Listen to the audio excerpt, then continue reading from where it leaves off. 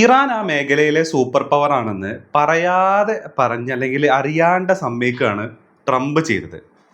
പറഞ്ഞു വരുന്നത് എന്താ വെച്ച് കഴിഞ്ഞാൽ ഇറാൻ ആ മേഖലയിലുള്ള രാജ്യങ്ങളെ ഭീഷണിപ്പെടുത്തിയും അതേപോലെ തന്നെ അങ്ങനെയൊക്കെ വരുതിയിലാക്കാൻ ശ്രമിക്കുന്നു, തങ്ങൾക്ക് അനുകൂലമായിട്ടുള്ള നിലപാട് എടുപ്പിക്കാൻ വേണ്ടിയിട്ട് ശ്രമിക്കുന്നു എന്നുള്ള ഒരു സാധനമാണ് ട്രംപ് പറഞ്ഞത്. സത്യത്തിൽ ട്രംപ് പറഞ്ഞത് എന്താ? അതായത് ട്രംപ് പറഞ്ഞത് ഇറാന്റെ ആർമി ഒബ്ലിട്രേറ്റഡ് ആണ്, അതേപോലെ തന്നെ അവർക്ക് നാവികസേനയില്ല. ഇതൊന്നുമില്ലാത്ത ഒരു രാജ്യം എങ്ങനെയാണ് വേറെ രാജ്യങ്ങളെ ഭീഷണിപ്പെടുത്തി വരുതിയിലാക്കാൻ വേണ്ടിയിട്ട് ശ്രമിക്കുക? അത് നടക്കൂലല്ലോ. കാരണം ഒരു കപ്പാസിറ്റിയും ഒന്നിനും കൊള്ളാത്ത ഒരു രാജ്യമാണെന്നുണ്ടെങ്കിൽ ആരെങ്കിലും പോയി ഭീഷണിപ്പെടുത്താൻ പോയിട്ടുണ്ടെങ്കിൽ നീ പോയി പടി നോക്കടാ എന്ന് പറഞ്ഞിട്ട് അവിടെ താടിക്ക് തട്ടി പറഞ്ഞേക്കും അല്ലേ? പക്ഷെ അങ്ങനെ സംഭവിക്കുന്നില്ല. ട്രംപിന്റെ വാദപ്രകാരം ഇറാൻ ആക്ച്വലി ബാക്കിയുള്ള രാജ്യങ്ങളെ ഭീഷണിപ്പെടുത്തി അവരുടെ വഴിയിലേക്ക് അവരുടെ വരുതിയിലേക്ക് കൊണ്ടുവരുന്നു എന്നുള്ളതാണ് പറയുന്നത്. അപ്പൊ ഇറാൻ എന്താ ഈ സംഭവത്തിൽ ഈ ഒരു യുദ്ധത്തോടു കൂടെ? ഇറാൻ ആ മേഖലയിലെ സൂപ്പർ പവർ ആയിട്ട് മാറി.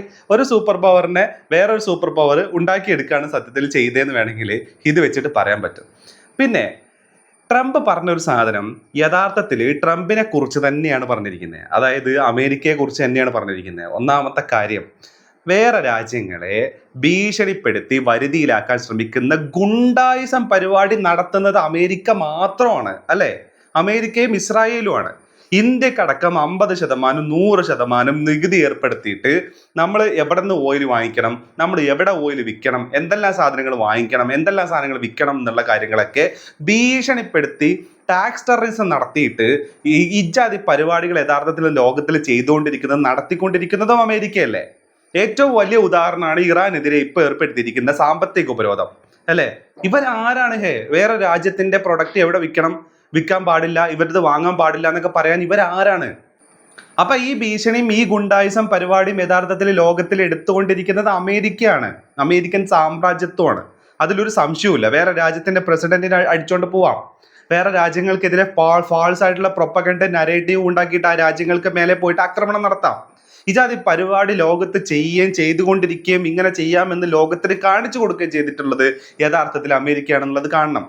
പട്ടാളക്കാർക്ക് പോലും അറിയത്തില്ല എന്തിനു വേണ്ടിയിട്ടാണ് ഇവർ ഈ ഇറാനെതിരെ യുദ്ധം ചെയ്യുന്നത്.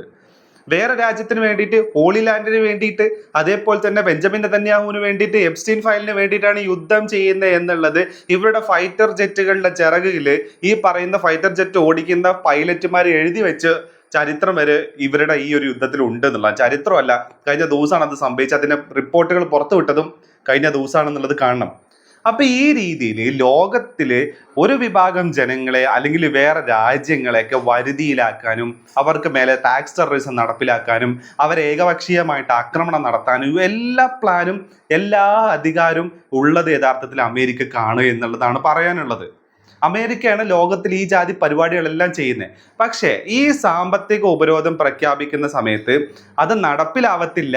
ഒരു കാരണവശാലും ഇറാനെതിരെ ഇത്തരത്തിലുള്ള ഉപരോധത്തിന് ഞങ്ങൾ നിൽക്കില്ല എന്നുള്ളത് ചൈന വളരെ വ്യക്തമായിട്ട് പറയുകയും കൂടെ ചെയ്തിട്ടുണ്ട്. കാരണം ഇറാന്റെ 80% ഓയിലും കൺസ്യൂം ചെയ്യുന്നത് ചൈനയാണ്. മാർക്കറ്റിൽ ഇത്രയും വില കുറഞ്ഞ് ഓയിൽ കിട്ടുന്ന സമയത്ത് ഇവരെന്തിന് മാർക്കറ്റിൽ വേറെ കൂടുതൽ കാശ് കൊടുത്തിട്ട് ഓയിൽ വാങ്ങിക്കേണ്ട ആവശ്യമുണ്ട് ഇവർക്ക്? അതേപോലെ തന്നെ ചൈന എല്ലാ തരത്തിലുള്ള സഹായവും ഇറാന് നൽകും എന്നുള്ളതും പ്രഖ്യാപിച്ചിട്ടുണ്ട്. റഷ്യയും പ്രഖ്യാപിച്ചിട്ടുണ്ട്. ഈ പറയുന്ന ഇറാന് പാകിസ്ഥാൻ വഴി പാകിസ്ഥാൻ ഒക്കുപ്പൈഡ് മറ്റേ കാശ്മീർ വഴി ചൈനയിലോട്ട് യഥാർത്ഥത്തിൽ ട്രേഡ് റൂട്ട് അടക്കം ഇവർക്കുണ്ട്. അപ്പൊ അങ്ങനെ ഉള്ള ഒരു സാഹചര്യത്തിൽ ചൈന എന്തായാലും ആരെക്കൊന്നാലും വേണ്ടിയില്ല ഇറാന്റെ പ്രൊഡക്റ്റുകളും ഇറാന്റെ ഓയിലും വാങ്ങിക്കും എന്നുള്ള കാര്യത്തിൽ യാതൊരു സംശയവുമില്ല. അത് മാത്രമല്ല, ഇറാന്റെ ചുറ്റുമുള്ള പല രാജ്യങ്ങൾ, അസർബൈജാൻ ആണെന്നുണ്ടെങ്കിൽ, അർമേനിയ ആണെന്നുണ്ടെങ്കിൽ, ഈ പറയുന്ന രാജ്യങ്ങളെല്ലാം തന്നെ ഇറാനുമായിട്ട് നല്ല ബന്ധമുള്ള ആൾക്കാരാണ്. അതേപോലെ തന്നെ ഇറാനുമായി കൊടുക്കൽ വാങ്ങലുകളുള്ള ആൾക്കാരാണ്. അവരുടെ എനർജീനെ യഥാർത്ഥത്തിൽ സപ്പോർട്ട് ചെയ്യുന്നതും അവർക്ക് വേണ്ട എനർജി കൊടുക്കുകയും ചെയ്യുന്നത് ഇറാനാണ്. അപ്പൊ അമേരിക്ക പറയുന്ന ഈ തിട്ടൂരം, ഈ ഗുണ്ടായുസം പരിപാടി ലോകത്തിൽ എങ്ങനെ നടപ്പിലാക്കാൻ പറ്റും, എങ്ങനെ നടപ്പിലാവും എന്നുള്ള കാര്യത്തിൽ ലോകരാജ്യങ്ങൾ കൺഫ്യൂസ്ഡ് ആണ്. ഇതിനെങ്ങനെ പ്രാബല്യത്തിൽ കൊണ്ടുവരാൻ പറ്റും എന്നുള്ള കാര്യത്തിലും കൺഫ്യൂഷൻ നിലനിൽക്കുന്നുണ്ട് എന്നാണ് പറയാനുള്ളത്. മാത്രമല്ല 40 ട്രില്യൺ ഡോളറാണ് അമേരിക്കയുടെ ഇപ്പോഴത്തെ കടത്തിൽ മുങ്ങി മൂക്കറ്റം കടത്തിൽ നിൽക്കുകയാണ് യഥാർത്ഥത്തിൽ അമേരിക്ക ഇപ്പോ.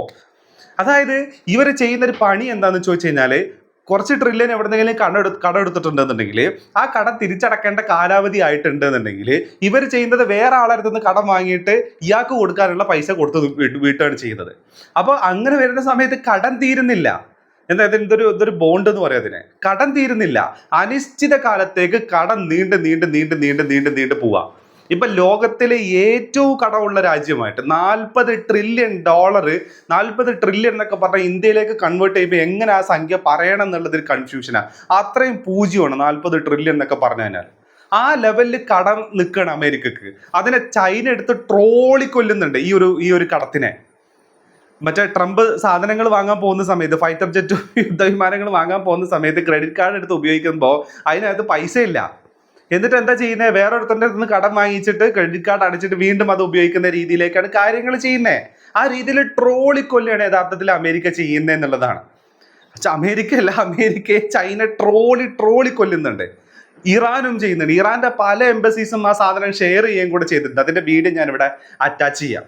അപ്പൊ ആ രീതിയിൽ കാര്യങ്ങൾ അമേരിക്കൻ മാർക്കറ്റിൽ, അമേരിക്കൻ എക്കോണമിയിൽ മറിഞ്ഞുകൊണ്ടിരിക്കുമ്പോഴാണ് ഇപ്പുറത്ത് വന്നിട്ട് അതിന്റെ ശ്രദ്ധ തിരിക്കുന്ന രീതിയിൽ ഇറാനെതിരെ സാമ്പത്തിക ഉപരോധം. എന്നാ പിടിച്ചോ, എല്ലാവരും ഇതിന്റെ പുറകെ വിട്ടോ.